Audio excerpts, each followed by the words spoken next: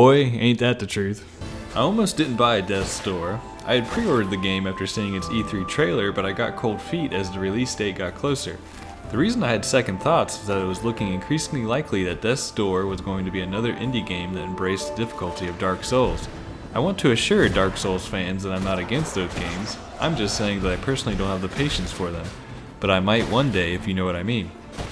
Thus, I was getting anxious about Death's Door as I really wasn't looking for a challenging and difficult game. Luckily for me, I kept my pre-order for Death's Door and I had a wonderful time with it. I don't usually do this, but I absolutely burned my way through Death's Door. My modus operandi with games is to play one for a few hours, get distracted, and then jump into another game. Not so with Death's Door. I plopped myself down in front of the TV every single night and booted this game up until I was done with it. Therefore, I was glad that the game wasn't too long because it was becoming a problem. You play as an unnamed crow in Death's Door. That's right, a crow.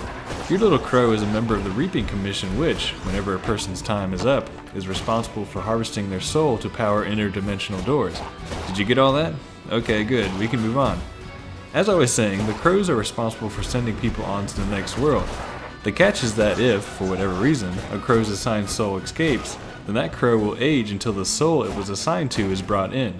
Coincidentally, this is exactly what happens to our little crow. You see, immediately after defeating a particularly strong soul, our crow is conked on the head and his assigned soul is stolen. The perpetrator, an old gray crow, explains that he did what he did because he is searching for a soul which escaped his grasp many years before. He then implores us to help him find more powerful souls so he can open a certain eponymous door to find the soul he lost all those years ago. And so, with literally zero questions asked, our crow sets out to do just that. I must say that the world of Death's Door is quite pretty and is nice to look at. I know no one else will be as impressed with this as I am, but I'm going to mention it anyways. I really like the way the smoke and wind effects look on the landscape. I mean, just look at it. Isn't that something? No? See, I knew no one else was going to be impressed. Well, how about them reflections in the water? I assume that's what ray tracing gets you. Is that ray tracing? Who can say? I know I can't. One of the first things I noticed about Death's Door, which had me a little worried, was that there was no map. Let me repeat that. There is no map to be found anywhere in the game. This was such a large departure from modern games I didn't know what to do with myself in the opening few hours. I thought I was going to be lost constantly, but that didn't turn out to be the case.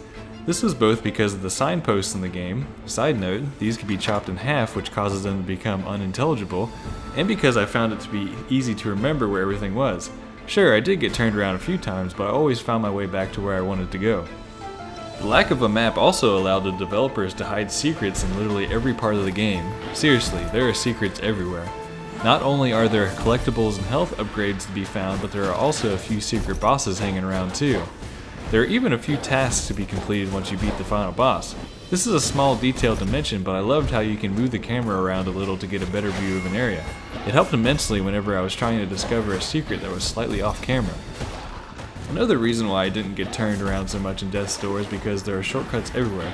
And I do mean everywhere. Arrive in a new area, kill some enemies, and guess what? You can probably drop a ladder or open a door to reveal a shortcut to the beginning of that same area. I love these shortcuts since they cut down on the time it took for me to return to a specific place, especially after I died. You will die a lot, or not if you're just a badass, in Death's Door. As such, you will get many an opportunity to glimpse the death screen. This screen made me laugh every time I saw it on account of how in your face it is.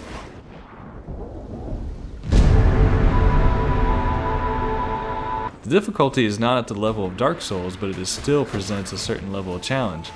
You have to really pay attention so you don't die because, like the aforementioned Dark Souls, all of the enemies respawn when you do shuffle off this mortal coil. In a departure from Dark Souls, however, you don't really lose anything when you die. The only thing you lose is a progress up until your death. You only have to restart the area you were in from the last interdimensional door, remember those, you exited from. My only advice in this regard is to always enter one of those doors when you see one just to save your progress. Hey, there's a door, what should you do? That's right, go through that damn thing. The combat is what really drew me in. It is exceedingly simple and will seem overly familiar to anyone who has played video games for any amount of time. You have both a strong attack and a light attack, and that's about it. Oh, you are granted the ability to shoot arrows and a few other magical attacks that I won't spoil for you here, but just know that I played using a strong attack and light attack mostly. Actually, scratch that. I really only used the light attack. I would strike an enemy while they were vulnerable a few times with my light attack and then dodge out of range to plan my next attack.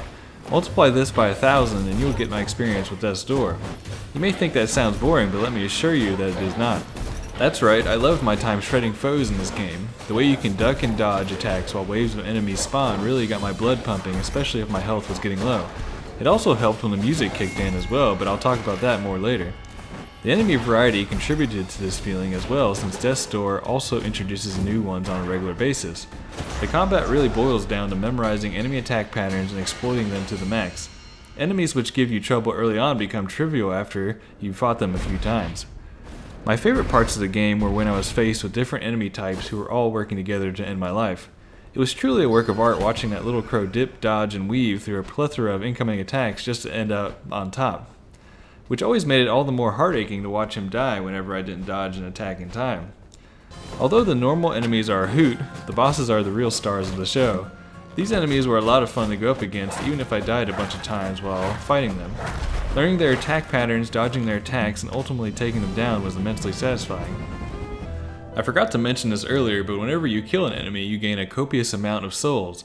Souls can be spent in the Hall of Doors to improve your crow. You can improve the amount of damage you can deal, how fast you dodge, and you can even upgrade your magical abilities. My only complaint about the upgrades is that they don't seem to do much. Sure, if you upgrade the damage you do, it does in fact do exactly that, but it is only by a minuscule amount. That goes for every upgrade in Death's Door. The upgrades make your abilities better, but not by much. Also, our little crow's walking speed isn't very fast, which led me to rolling everywhere. I don't know if it made him any faster, but it made it feel like he was, which is why I did it constantly. The writing is admittedly few and far between in Death's Door, but what there is fantastic. There's an undercurrent of dark humor to every bit of dialogue in the game, which I can appreciate. All of the characters, including the bosses, are full of personality and humor, which are big pluses in my personal opinion. I would like to take this opportunity to give an example of the kind of writing in Death's Door right here, right now.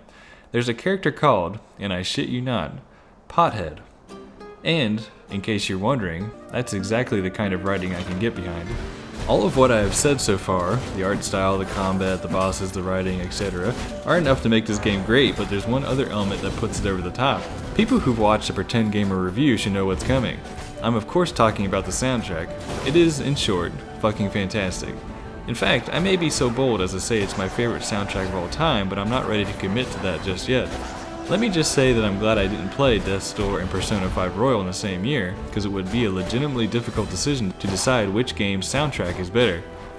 The composer is David Finn, and he was kind enough to put the whole OST up on YouTube for free.